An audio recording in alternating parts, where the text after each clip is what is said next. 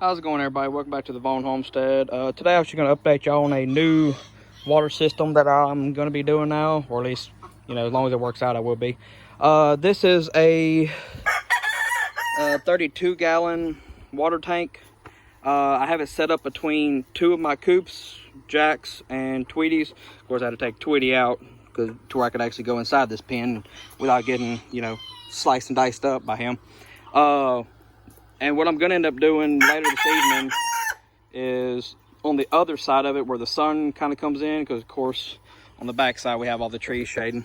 But on the other side this evening, I'm going to actually put up a piece of tin on the other side of this tank to keep the sun from beaming directly onto it and heating up the water.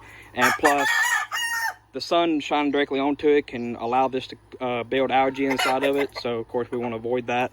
But what I did is I just installed a faucet onto the tank.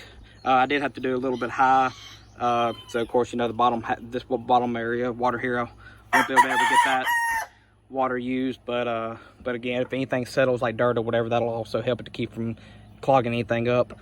I put a this is a quick disconnect in case I ever needed to move this for any reason, take it to clean out or whatever. Let me turn the water off here. That way I wouldn't have to snatch out everything. See if I can do this one-handed. You basically just kind of push up and that just separates to where you can take the whole, basically disconnect both systems here from the main tank. And then you just lift that up, push it up in there, and there it goes. It clicks in or locks in. Then just make sure we open this water back up. But from there, I did a little V-split to feed to two different coops. That way this one tank feeds two coops. And basically just cut up some water hose, put some little males and female ends on it, connected to this PVC pipe, and it allows for two watering cups. That way they're back here in the back where it's always shaded during this hot time of the summer. As well as with it being a little bit higher up off the ground, I'm hoping that'll help to keep them from kicking as much dirt into it.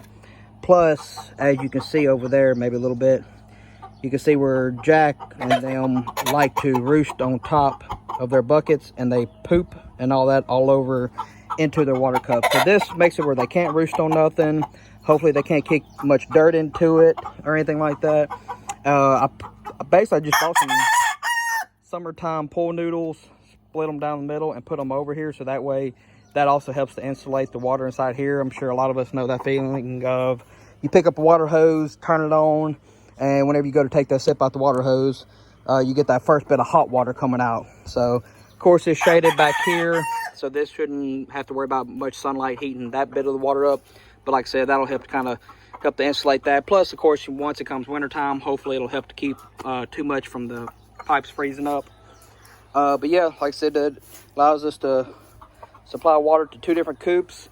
Once I get this thing, if Jack will be quiet, once I get this thing completely full, of course, it should last me probably 3 to 4 weeks between having to fill it up each time. Versus right now with the 5-gallon buckets, of course, that takes up, about 1 square foot of, room inside the coop. But plus I have to do them about every 5 to 7 days using the 5-gallon bucket. So like I said, this will limit me on how often I'll have to come and redo their water. Plus, like I said, keep them from getting them too dirty or roosting on top and pooping in them. So it'll help with keeping them with good, fresh, clean water.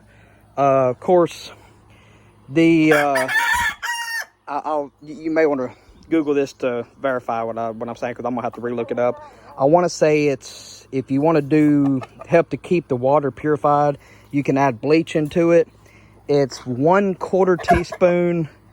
I want to say it's 1/4 teaspoon for every 4 gallons. But again, Google that, because it was like 3 or 4 days ago that I Googled it, so I'm trying to go off of memory. So Google it before you do it to verify the ratio. I'm going to do a little bit less. Like if it is 1/4 teaspoon for every 4 gallons, I'll go about 1/4 teaspoon for probably about every 6 or 7 gallons, to where it'll still give it some bleach in there to keep it clean. But it's the recommended ratio is safe for human consumption as well as animal consumption, so you ain't got to worry about it bothering chickens. But at the same time, just being a little bit safer side, that's why I'm going to do it a little bit less than the recommended. So if it says a quarter teaspoon for every 4 gallons, I would do it for about every 5 or 6 gallons, just to be on the little bit safer side. But hope this, helps any of you that are, trying to figure out a good water system to go with. If you have any questions or anything like that, just hit me up. The little water cups come from Amazon. They come with these little little 3-ways that these can screw into, and everything else other than my used water pipes, and I already had the little T connector. But these little adapters here to go from a water hose to a PVC pipe, as well as the PVC pipe, all come from Home Depot. So hope you guys enjoy. If you have any questions, hit me up in the comment section, and don't forget to subscribe to the page. Help me know if these videos are helpful for all you guys, and if you don't mind, share to some of your friends. Hope y'all have a good one.